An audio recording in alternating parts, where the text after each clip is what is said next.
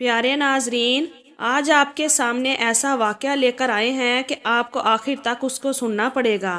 یہ واقعہ اتنا دلچسپ ہے کہ آپ کو خود بخود آخر تک دیکھنے پر مجبور کر دے گا۔ یہ واقعہ ایک ایسی لڑکی کا ہے جس کی قبر سے اس کی لاش چند گھنٹوں بعد ہی غائب ہو گئی، اور اس کی قبر میں جب عجیب و غریب جانوروں کو دیکھا گیا تو کیا ہوا؟ آخر وہ لڑکی ایسا کیا گناہ کرتی تھی کہ اس کی لاش کو قبر سے باہر نکال لیا گیا؟ پرانے وقتوں میں ایک تاجر تھا جو بہت امیر تھا اور شہر کا ایک بڑا تاجر تھا۔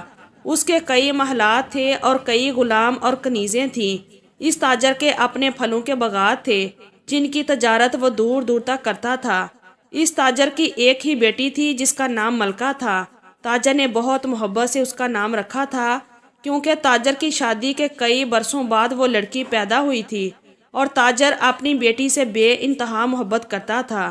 یہی وجہ تھی کہ اس کے منہ سے نکلی ہوئی ہر فرمائش کو پورا کرنا اس کا فرض بن گیا۔ تاجر کی بیوی بھی اپنی بیٹی سے بہت محبت کرتی تھی اور دونوں کی جان اپنی بیٹی میں بسی ہوئی تھی۔ یہی وجہ تھی کہ اتنی محبت، آرام دہ زندگی اور دولت کے سبب وہ لڑکی ملکہ آہستہ آہستہ ضدی، مغرور اور خود سر ہوتی جا رہی تھی۔ اپنے والدین کے اتنے محبت برے سلوک کو دیکھ کر اس میں ایک عجیب سی خود سری پیدا ہو گئی تھی۔ وہ ملکہ جب بھی باہر نکلتی اپنے فخر اور غرور کے ساتھ اپنی گردن کو تان کر چلتی تھی۔ ہر کوئی اسے سخت ناپسند کرتا تھا کیونکہ ملکہ اکثر کسی نہ کسی بات پر غصہ ہو کر راہی گیروں کا سر کٹوانے سے بھی دریغ نہیں کرتی تھی۔ اس کے ساتھ اس کے ملازموں کی ایک فوج ہوتی تھی جو مردوں اور عورتوں کو سختی سے ڈانٹتی اور سزا دیتی تھی۔ تاجر کو اپنی بیٹی کی جان بہت عزیز تھی اور یہی وجہ تھی کہ جب بھی ملکہ گھر سے باہر نکلتی اس کے ساتھ اس کے محافظوں کی ایک بڑی تعداد ہوتی تھی۔ ایک دن ملکہ بازار جا رہی تھی کیونکہ وہ اکثر اپنے دوستوں کے ساتھ بازار کی سیر کرتی تھی۔ آج بھی وہ اپنے محافظوں کے ساتھ بازار گئی تھی۔ اچانک اس نے اپنے سامنے ایک بوڑھے شخص کو دیکھا جو اس کی طرف ہی دیکھ رہا تھا۔ ملکہ کو اس کا انداز بہت برا لگا کیونکہ وہ بہت حسین تھی اور اپنی خوبصورتی پر ناز کرتی تھی۔ ملکہ نے اپنے محافظ سے کہا کہ اس بوڑھے شخص کو قریب بلاؤ اور کہنے لگی، آخر تمہاری جرت کیسے ہوئی مجھے یوں دیکھنے کی؟ کیا تمہیں نہیں معلوم میں کون ہوں؟ ملکہ کے اس طرح کہنے پر وہ بوڑھا شخص بولا، مجھے تو دکھائی بھی نہیں دیتا تو میں تمہیں کیسے دیکھ سکتا ہوں بیٹی؟ تمہیں یقیناً کوئی غلط فہمی ہوئی ہے۔ جب بوڑھے نے بیٹی کا لفظ کہا تو ملکہ کے بدن میں آگ لگ گئی اور وہ غصے سے بولی، تو کیا تم یہ کہنا چاہتے ہو کہ میں جھوٹ بول رہی ہوں؟ ملکہ کے غصے سے بولنے پر اس کے محافظ فوراً آگے بڑھے، لیکن ملکہ نے اپنے محافظ سے کہا، اس بوڑھے کو ایسا سبق سکھاؤ کہ اس کو یاد رہے کہ اس نے میری طرف نظر اٹھا کر بھی نہیں دیکھنا اور نہ ہی میرے سامنے آنا۔ یہ کہہ کر ملکہ اپنے روب اور دبدبے کے ساتھ آگے بڑھ گئی۔ محافظ نے اس بوڑھے شخص کو کافی مارا پیٹا۔ اتنے میں اس بوڑھے شخص کا بیٹا وہاں آ گیا۔ اس نے جب اپنے باپ کی یہ حالت دیکھی تو محافظ کے ساتھ الجھ پڑا اور کہنے لگا، آخر تم میرے باپ کو کیوں مار رہے ہو؟ کیا تمہیں اندازہ نہیں وہ غریب ہے، نابینا ہے اور اسے کچھ دکھائی بھی نہیں دیتا؟ اس پر محافظوں نے کہا، ہم تو حکم کے غلام ہیں، ہمیں تو ملکہ نے یہ حکم دیا تھا اور ہم اس کی بات نہیں ٹال سکتے۔ محافظوں کی بات سن کر یوسف نے پوچھا، یہ ملکہ کون ہے؟ کیا یہ وہی لڑکی نہیں جو بہت مغرور اور گھمنڈی ہے اور جسے اپنے حسن پر بہت ناز ہے اور جس نے شہر کے ہر دوسرے شخص کا جینا حرام کر رکھا ہے؟ یوسف کی بات سن کر محافظ نے کہا، ہاں یہی وہ ہے، ہم خود اس کے ظلم ستم سے تنگ ہیں کیونکہ وہ بلا وجہ کسی کو بھی ڈانٹ دیتی ہے، مار دیتی ہے اور نوکری سے نکال دیتی ہے۔ اس کا باپ اسے بہت محبت کرتا ہے، اسی وجہ سے اس کی کوئی بات نہیں ٹالی جاتی۔ یہی وجہ ہے کہ ملکہ کے اندر خود سری پیدا ہو گئی۔ یہ کہہ کر محافظ اس بوڑھے شخص سے معذرت کرتا ہوا وہاں سے چل پڑا۔ یوسف کچھ دیر تک سوچتے ہوئے نظریں اس طرف گاڑ کر دیکھ رہا تھا جس طرف ملکہ گئی تھی اور محافظ بھی اس کے پیچھے جا رہا تھا۔ ملکہ کی اس حرکت کے بعد یوسف نے فیصلہ کیا کہ وہ اس لڑکی کو سبق سکھائے گا اور اس کی گھمنڈ کی سزا دے گا، کیونکہ ملکہ نے اس کے باپ کے ساتھ جو سلوک کیا تھا اس نے یوسف کا دل چھلنی کر دیا تھا۔ یوسف نے اپنے باپ کو اٹھایا اور گھر لا کر اس کے زخموں پر مرہم لگانے لگا۔ یوسف کا باپ غریب اور بوڑھا تھا اپنے زخم برداشت نہیں کر پا رہا تھا، لیکن یوسف مسلسل اس کی تماداری میں مصروف رہا۔ 2-3 دن بعد بوڑھے شخص کی حالت پہلے سے بہتر ہو چکی تھی۔ ایک دن یوسف گھر سے نکلا۔ اس نے سوچ لیا تھا کہ اسے ملکہ کے ساتھ کیا کرنا چاہیے۔ یوسف اپنے گھر سے نکل کر سیدھا ملکہ کے محل نما گھر پہنچا۔ اس وقت شام کا اندھیرا پھیلنا شروع ہو چکا تھا اور محل میں کہیں کہیں چراغ روشن ہو چکے تھے۔ یوسف ادھر ادھر دیکھتا ہوا سیدھا ملکہ کے کمرے کی طرف بڑھ گیا۔ اس کمرے میں ضرورت کی ہر چیز موجود تھی اور ایسی شان و شوکت اور قیمتی نیاب چیزیں وہاں رکھی ہوئی تھی کہ جنہیں دیکھ کر یوسف حیران رہ گیا۔ اس وقت ملکہ اپنے بستر پر دراز تھی، لیکن ابھی وہ جاگ رہی تھی۔ یوسف پردے کے پیچھے چھپ کر اسے دیکھنے لگا۔ ملکہ نے گلابی رنگ کا لباس پہنا تھا اور وہ بہت خوبصورت لگ رہی تھی۔ یوسف اسے دیکھتا رہا، لیکن پھر جب اسے اپنا مقصد یاد آیا وہ فوراً آگے بڑھا۔ اتنے میں ملکہ کو کسی سانپ نے کاٹ لیا۔ یوسف نے یہ سب دیکھا اور پھر وہاں سے نکل آیا۔ ملکہ کے گھر سے باہر آ کر وہ بے مقصد سڑکوں پر پھرنے لگا۔ پھر رات کو وہ اپنے گھر واپس آ گیا، جہاں پر بوڑھا شخص اس کا منتظر تھا اور فکر مندی سے اسے پوچھنے لگا، تم کہاں چلے گئے تھے؟ تمہیں پتا ہے کہ میں تمہاری فکر کرتا ہوں۔ یوسف یہ سن کر شرمندہ ہو گیا اور بولا، بابا جان بس یوں ہی شہر میں گھوم رہا تھا، معذرت چاہتا ہوں۔ یوسف کے ادب سے کہنے پر اس کے باپ نے سر ہلا دیا، جبکہ یوسف اپنے کمرے میں جا کر سو گیا۔ اگلے دن شہر میں ایک نئی قیامت آئی، جب اس بوڑھے تاجر اور اس کی بیوی کو یہ خبر ملی کہ ملکہ اپنے بستر پر مردہ حالت میں پڑی ہے۔ ملکہ کی خاص ملازمہ نے آ کر یہ خبر تاجر کو دی اور وہ تاجر غم سے دیواروں کو پیٹنے لگا اور اپنا سر زور زور سے مارنے لگا۔ اپنی بیٹی کی موت کی خبر سن کر وہ یہ غم برداشت نہ کر سکا، جبکہ اس کی بیوی کی حالت بھی کچھ ایسی ہی تھی۔ دونوں میاں بیوی رو رو کر اپنی بیٹی کے غم میں نڈال تھے۔ تاجر اور اس کی بیوی دیوانہ وار اپنی بیٹی کے کمرے کی طرف دوڑ پڑے، جہاں ملکہ مردہ حالت میں بستر پر پڑی تھی۔ اس کے جسم کا سارا خون نیلا پڑ چکا تھا اور وہ بے حس و حرکت بستر پر پڑی تھی۔ تاجر نے پھر بھی اس پر بس نہیں کی۔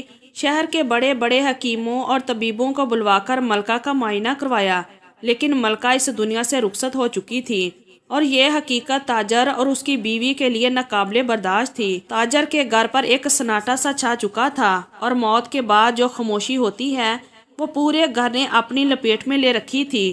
تاجر اور اس کی بیوی روتے روتے غم سے نڈال تھے۔ تاجر نے اپنی بیٹی کو اگلے ہی دن شہر کے سب سے بڑے اور مہنگے قبرستان میں دفن کر دیا۔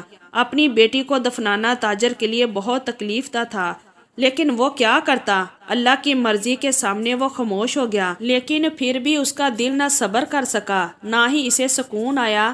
ملکہ کو دفنانے کے بعد تاجر کافی دیر تک اس کی قبر کے سرہانے بیٹھا رہا اور پھر روتے روتے اپنے کمرے میں جا کر بند ہو گیا۔ ملکہ اس کی کلشان تھی اور اب وہ مٹی تلے جا کر سو چکی تھی۔ رات تاجر پر بہت بھاری گزری، لیکن کوئی بھی نہیں جانتا تھا کہ اس رات کی صبح کس طرح نئی قیامت لائے گی اور تاجر کے لیے ایک نیا امتحان ہوگا۔ اگلی صبح جب تاجر اپنے کمرے میں موجود تھا، ساری رات جاگنے کی وجہ سے اس کا سر شدید درد کر رہا تھا اور دل غم سے ٹوٹا جا رہا تھا۔ تب اس کا ایک محافظ اس کے پاس آیا اور کہنے لگا، شیخ آپ کو پتا ہے کہ جب میں صبح ملکہ بی بی کی قبر پر پھول چڑھانے گیا تو میں نے ایک عجیب منظر دیکھا۔ محافظ کے لہجے میں خوف محسوس کر کے تاجر نے کہا، کیا ہوا؟ کس طرح کا منظر؟ جلدی بتاؤ ورنہ میرا دل پھٹ جائے گا۔ تاجر کی بات سن کر محافظ خوف زدہ نظروں سے اس کی طرف دیکھتے ہوئے بولا، شیخ جب میں وہاں پر پھول چڑھانے گیا تھا تو میں نے دیکھا کہ بی بی کی قبر کھلی ہوئی تھی اور اس کے اندر سے لاش کا تابوت غائب ہے اور قبر کے اندر بے شمار سانپ اور بچھو موجود ہیں جو تھوڑی تھوڑی دیر کے بعد اپنا سر اٹھاتے ہیں اور سانپ اپنا فن پھیلاتے ہیں۔ یہ سن کر تاجر کے پیروں تلے سے زمین نکل گئی اور وہ فوراً اٹھ کر محافظ کا گریبان پکڑ کر کھڑا ہو گیا اور بولا، تم کیا بکواس کر رہے ہو؟ کیا تمہیں کوئی اندازہ نہیں کہ تم میری بیٹی کے بارے میں ایسی بات کر رہے ہو؟ تاجر کی بات سن کر محافظ بولا، میں سچ کہہ رہا ہوں، ایسا ہی ہے، میں قسم کھاتا ہوں کہ میں نے جھوٹ نہیں بولا۔ آپ میرے ساتھ چل کر دیکھ لیں تو آپ کو خود ہی سچ کا پتہ چل جائے گا۔ محافظ کے اس طرح کہنے پر تاجر فوراً اپنے گھر سے نکلا اور سیدھا قبرستان کی طرف روانہ ہو گیا۔ وہاں پہنچ کر اس نے جو منظر دیکھا وہ واقعی خوفناک تھا۔ ملکہ کی قبر کھلی ہوئی تھی اور اس کی لاش وہاں موجود نہیں تھی، بلکہ قبر میں بے شمار سانپ اور بچھو تھے جو حرکت کر رہے تھے۔ یہ منظر دیکھ کر تاجر رونے لگا اور بولا، اے اللہ، یہ میرے کس گناہ کی سزا ہے؟ میری بیٹی کہاں گئی؟ کس نے میری بیٹی کے مردہ جسم کو چرا لیا؟ ایسا بدبخت کون ہو سکتا ہے؟ تاجر وہاں بیٹھ کر رو رہا تھا اور اسے سمجھ نہیں آ رہا تھا کہ یہ سب کس نے کیا۔ پھر تاجر نے محافظ سے کہا کہ وہ شہر کے کونے کونے میں جا کر تلاش کرے اور دیکھیں کہ ملکہ کی لاش کہاں لے جائی گئی۔ اس کے ساتھ ہی اس نے مسجد میں بھی اعلان کروا دیا کہ لوگوں سے پوچھا جائے۔ تاجر کے حکم پر محافظ نے شہر بھر میں لوگوں سے پوچھ گچھ شروع کر دی۔ مسجد میں اعلان بھی کروا دیا اور ہر شخص سے ملکہ کے بارے میں دریافت کیا گیا، لیکن کسی کو بھی اس بارے میں کچھ نہیں معلوم تھا۔ نہ کسی نے ملکہ کی لاش دیکھی، نہ ہی کسی نے اسے کہیں لے جاتے ہوئے دیکھا۔ یہ بات سن کر تاجر بہت پریشان ہوا، کیونکہ اگر کسی نے ملکہ کی لاش لے جائی تھی تو کسی نہ کسی نے تو اسے دیکھا ہوگا۔ تاجر نے اس بارے میں ایک باری رقم کا انعام بھی مقرر کر دیا تھا تاکہ اس کی بیٹی کی لاش کا جلد پتہ چل سکے۔ دوسری طرف ملکہ کی لاش کو یوسف لے جا رہا تھا۔ جب اسے یہ احساس ہوا کہ شہر بھر میں ناکہ بندی ہو چکی ہے اور ہر گزرنے والے سے پوچھا جا رہا ہے تو وہ تھوڑا پریشان ہوا، لیکن پھر اچانک اسے ایک ایسی جگہ کا خیال آیا جہاں کوئی اور نہیں جا سکتا تھا۔ یہ جگہ یوسف نے اس وقت دریافت کی تھی جب وہ جادو کا علم سیکھ رہا تھا اور وہاں پر وہ جادو کا عمل کیا کرتا تھا۔ چنانچہ یوسف ملکہ کی لاش کو لے کر اس جگہ پہنچا اور وہاں اسے فرش پر رکھ دیا۔ اس وقت ملکہ سفید لباس میں ملبوس تھی اور اس منظر کو دیکھ کر یوسف کے دل کی حالت عجیب سی ہو رہی تھی۔ اس نے ملکہ کی لاش کو نکال لیا تھا، لیکن اب وہ یہ نہیں سمجھ پا رہا تھا کہ آگے اس لاش کا کیا کرے۔ جب رات کو یوسف ملکہ کے کمرے میں داخل ہوا تھا تو وہاں اس نے ملکہ کو بستر پر دراز پایا۔ اس نے ایک جادوئی عمل کے ذریعے ملکہ کے جسم میں سانپ کا زہر بھر دیا تھا، جس کے اثر سے ملکہ کا انتقال ہو گیا۔ یہ صرف ایک جادو عمل تھا اور اس کے بارے میں یوسف کے علاوہ کسی کو نہیں پتا تھا۔ یوسف نے اپنا کام مکمل کیا اور وہاں سے نکل آیا۔ وہ ملکہ کو سبق سکھانا چاہتا تھا اور اس کے لیے یہ سب سے بہتر طریقہ تھا، لیکن اب جب ملکہ دفن ہو چکی تھی تو یوسف کا دل بے سکون تھا، تو رات کے وقت یوسف اسے شہر سے باہر لے آیا۔ یوسف کا مقصد صرف اس کے گھمنڈ کو سزا دینا تھا اور یہی وجہ تھی کہ اس نے ملکہ کو یہاں لایا تھا۔ کچھ دیر بعد اس نے جادو طریقے سے ملکہ کے جسم کا زہر ختم کر دیا۔ اس عمل کے کچھ دیر بعد ملکہ کو ہوش آنا شروع ہو گیا اور وہ اپنے زخمی سر کو تھامتے ہوئے کہنے لگی، میں کہاں ہوں؟ یہ جگہ کون سی ہے؟ اسی دوران ملکہ کی نظر یوسف پر پڑی تو وہ کہنے لگی، تم کون ہو؟ ملکہ کے انداز میں ایک عجیب سا گھمنڈ تھا۔ اسے صرف یہ فکر تھی کہ وہ کہاں ہے، مگر جو کچھ اس کے ساتھ گزرا تھا اسے کچھ یاد نہیں تھا۔ تب یوسف نے کہا، تم میری قید میں ہو اور اب جب تک میں چاہوں گا تم یہاں رہو گی۔ ملکہ نے یہ سن کر غصے سے یوسف کو گھورا اور کہا، کیا تم جانتے نہیں ہو کہ میں کون ہوں؟ میرا باپ کون ہے؟ یوسف نے کہا، میں اچھی طرح جانتا ہوں تم کون ہو اور تمہارا باپ کون ہے، مگر تم نہیں جانتی کہ میں نے تمہارے ساتھ کیا کیا۔ تم اب مردہ ہو، ایک لاش، اور تمہاری لاش کو ڈھونڈنے کے لیے تمہارا باپ شہر بھر میں پاگل ہو رہا ہے۔ یہ سن کر ملکہ کے پیروں تلے سے زمین نکل گئی۔ وہ کہنے لگی، تم یہ کیا کہہ رہے ہو؟ آخر ایسا کیسے ممکن ہے؟ میں تو زندہ ہوں، تو پھر میرا باپ مجھے مردہ کیسے تصور کر سکتا ہے؟ یوسف ہنس کر بولا، تمہارا 2 دن پہلے انتقال ہو گیا تھا، میں نے تمہیں مارا تھا اور پھر تمہاری لاش کو تمہاری قبر سے نکال کر یہاں لے آیا ہوں۔ یہ سب کچھ جادو عمل کے ذریعے ممکن ہوا۔ تم نہیں جانتی کہ میں نے تمہیں کس طرح جادو زہر سے مارا، پھر تمہاری لاش کو یہاں لے آیا اور اب تمہیں دوبارہ زندہ کر دیا۔ یہ سن کر ملکہ حیرت سے یوسف کی طرف دیکھنے لگی اور کہنے لگی، تم ایسا نہیں کر سکتے، میں کیسے مر سکتی ہوں؟ میں تو ابھی جوان ہوں اور ویسے بھی زندہ رہنا چاہتی ہوں۔ تمہارے ساتھ یقیناً کچھ مسئلہ ہے، تم جھوٹ بول رہے ہو۔ ملکہ نے یوسف کی بات پر انکار کیا اور اس کی بات کا یقین نہیں کیا۔ وہ یہ حقیقت نہیں جانتی تھی کہ یوسف سچ کہہ رہا تھا۔ تب ملکہ نے یوسف سے کہا تمہیں میرے ساتھ یہ سب کرنے کا حق کس نے دیا؟ آخر تم کون ہو جو مجھے مار کر زندہ کرتے ہو اور پھر اپنی قید میں رکھتے ہو؟ مجھے چھوڑ دو اور جلدی سے مجھے میرے گھر واپس چھوڑاؤ، میرے والدین پریشان ہو رہے ہوں گے۔ ملکہ نے غصے سے بڑبڑاتے ہوئے یوسف سے کہا۔ یوسف نے جواب دیا تمہارا یہی گمانڈ اور غرور ختم کرنے کے لیے میں نے تمہارے ساتھ یہ سب کیا، اور اب تم دیکھنا جب تک تمہارا یہ غرور ختم نہیں ہوگا تم یہاں سے کہیں نہیں جا سکتی۔ یہ کہہ کر یوسف وہاں سے نکل آیا جبکہ ملکہ قید میں تھی۔ وہ بھاگنے کی بہت کوشش کرتی رہی مگر وہاں نہ کوئی کھڑکی تھی نہ کوئی روشن دان، دروازہ وہی تھا اور یوسف جا چکا تھا اور دروازہ کھلنے کا نام ہی نہیں لے رہا تھا۔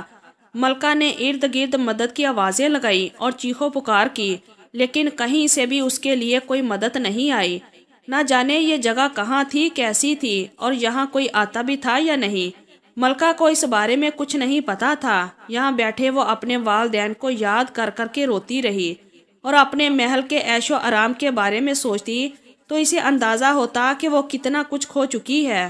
وہ یوسف کی منتظر تھی کہ کب یوسف آئے اور اسے اس قید سے رہائی دے، مگر یوسف کا ابھی ایسا کوئی ارادہ نہیں تھا۔ سارے شہر میں ملکہ کو ڈھونڈنے کے لیے تاجر کے آدمی پھیل چکے تھے۔ تاجر نے ایک بڑی انعامی رقم کا اعلان کیا ہوا تھا لیکن ابھی تک ملکہ کے بارے میں کسی کو کچھ نہیں پتا چل سکا تھا۔ تب ایک دن یوسف ملکہ کے پاس آیا اور کہنے لگا تمہارا باپ تمہیں بری طرح ڈھونڈ رہا ہے لیکن میں تمہیں تب تک یہاں سے رہائی نہیں دے سکتا جب تک تم میرے باپ سے معافی نہیں مانگتی۔ یوسف کی یہ بات سن کر ملکہ بے اختیار اس کی طرف دیکھنے لگی اور کہنے لگی تمہارے باپ سے میں کیوں معافی مانگوں؟ آخر میں نے کیا کیا؟ ملکہ تنگ آ کر بولی۔ یوسف نے کہا یہی تمہارا گمانڈ اور غرور تھا جو میرے باپ کو ایک عذاب میں مبتلا کر گیا۔ وہ کتنے دن اپنے زخموں کو سلاتا رہا، تم نے میرے باپ کو ناجائز سزا دی اور اسے اپنے محافظ سے پٹوا دیا، اس لیے تمہیں میرے باپ سے معافی مانگنی ہوگی ورنہ تم ساری زندگی یہاں پر بیٹھی رہو گی اور کسی کو بھی تمہارے بارے میں کچھ نہیں پتا چلے گا کیونکہ تم اچھی طرح جان چکی ہو کہ میں کون ہوں اور کیا کر سکتا ہوں۔ یوسف کی اس بات پر ملکہ کی ریڑھ کی ہڈی میں سنسنی دوڑ گئی اور وہ خاموشی سے اسے دیکھتی رہی۔ وہ کسی بھی صورت میں یوسف کے سامنے جھکنا نہیں چاہتی تھی مگر جو حالات تھے وہ سارے یوسف کے حق میں جا رہے تھے، اس لیے ملکہ نے اسے راضی کرنے کی کوشش کی اور کہا میں تمہاری منت کرتی ہوں تو مجھے یہاں سے رہائی دلوا دو، میں یہاں سے چلی جاؤں گی اور تمہارے باپ سے معافی مانگوں گی، بس ایک بار مجھے یہاں سے جانے دو۔ ملکہ نے روتے ہوئے یوسف سے منت کی تو یوسف نے کہا نہیں ابھی نہیں، میں تمہیں اچھی طرح جانتا ہوں، ابھی تمہیں عقل نہیں آئی، تم صرف اپنا وقت گزارنے کے لیے میرے آگے اس طرح ہاتھ پھیلانے کی کوشش کر رہی ہو۔ میں جانتا ہوں یہ سب تمہارا ناٹک ہے لیکن تم نہیں جانتی کہ جب تک تمہیں اپنی غلطی کا صحیح طور پر احساس نہیں ہوگا اور جب تک تم اپنے گمانڈ اور غرور کو ختم نہیں کرو گی میں تمہیں یہاں سے نہیں نکالوں گا۔ یوسف یہ کہہ کر وہاں سے چلا گیا اور ملکہ وہیں بیٹھ کر سر پٹک کر روتی رہی۔ وہ سوچ بھی نہیں سکتی تھی کہ وہ اتنی بڑی مصیبت میں گرفتار ہو جائے گی، حالانکہ یوسف کے دل میں ملکہ کے لیے محبت کے جذبات پیدا ہو گئے تھے۔ جس دن ملکہ کو اس نے مردہ حالت میں لا کر یہاں لٹایا تھا اسی دن یوسف کا دل اسے دغا کر چکا تھا، مگر وہ کیا کرتا؟ وہ اپنے والد کے ساتھ دھوکہ نہیں کر سکتا تھا، اس لیے وہ ملکہ کو سزا دینے کے لیے کسی بھی حد تک جا سکتا تھا۔ چند دن اور گزرے، پھر ایک دن جب یوسف ملکہ کے پاس آیا تو ملکہ بہت پریشان تھی اور اس کی طبیعت بھی کچھ ٹھیک نہیں تھی۔ اس کی آنکھوں کے گرد گہرے حلقے تھے اور رنگ زرد پڑ چکا تھا۔ اس کی یہ حالت دیکھ کر یوسف تھوڑا سا شرمندہ ہو گیا۔ ملکہ کہنے لگی میں جان گئی ہوں میں بہت غلط تھی، میں لوگوں کے معاملے میں انصاف سے کام نہیں لیتی تھی بلکہ ان کے ساتھ غلط رویہ رکھتی تھی، تم مجھے معاف کر دو اور اپنے باپ سے بھی مجھے معافی دلوا دو۔ میں اب ایسا کچھ نہیں کروں گی، تم بے شک مجھے اس قید میں رکھو یا واپس میرے گھر پہنچا دو، مجھے اب اس بات سے کوئی فرق نہیں پڑتا، لیکن بس ایک بار میرے باپ کو یہ بتا دو کہ میں زندہ ہوں اور صحیح سلامت ہوں، کیونکہ میں جانتی ہوں میرا باپ میرے غم میں پاگل ہو جائے گا۔ ملکہ نے منت بھرے انداز میں یوسف سے کہا تو یوسف بے اختیار اس کی طرف دیکھنے لگا کیونکہ اس وقت ملکہ کی آنکھوں میں اسے سچائی دکھائی دے رہی تھی اور یوسف جان گیا تھا کہ ملکہ کو اپنے کیے کی سزا بھی مل چکی ہے اور وہ اپنے کیے پر شرمندہ ہے۔ تب یوسف نے اسے کہا، ٹھیک ہے، تم اپنی تیاری کرو، میں تمہیں تمہارے گھر چھوڑ آتا ہوں۔ یوسف کے یہ کہنے کی دیر تھی کہ ملکہ حیرت سے اس کی طرف دیکھنے لگی، جبکہ یوسف باہر کھڑا ہو کر اس کا انتظار کرنے لگا۔ ملکہ نے نہ جانے کتنے مہینوں کے بعد آسمان کا چہرہ دیکھا تھا، کھلی فضا کو محسوس کیا تھا، پھر وہ بے اختیار رونے لگی اور شکر ادا کرنے لگی کہ وہ زندہ ہے اور ان چیزوں کو محسوس کر سکتی ہے۔ یوسف سارے راستے خاموشی کے ساتھ اسے اپنے گھوڑے پر سوار کر کے اپنے ساتھ لے کر گھر کی طرف چل پڑا۔ سارے راستے یوسف نے کوئی بات نہیں کی، لیکن جب وہ ان کے گھر کے باہر پہنچے تو یوسف نے کہا، میں نے تمہارا گمنڈ توڑنے کے لیے تمہیں یہ سزا دی تھی، لیکن میں نہیں جانتا تھا کہ تم میرے دل میں جگہ بنا لو گی اور اتنی جگہ بنا لو گی کہ اب تمہارے بغیر رہنا میرے لیے ممکن نہیں ہو سکے گا۔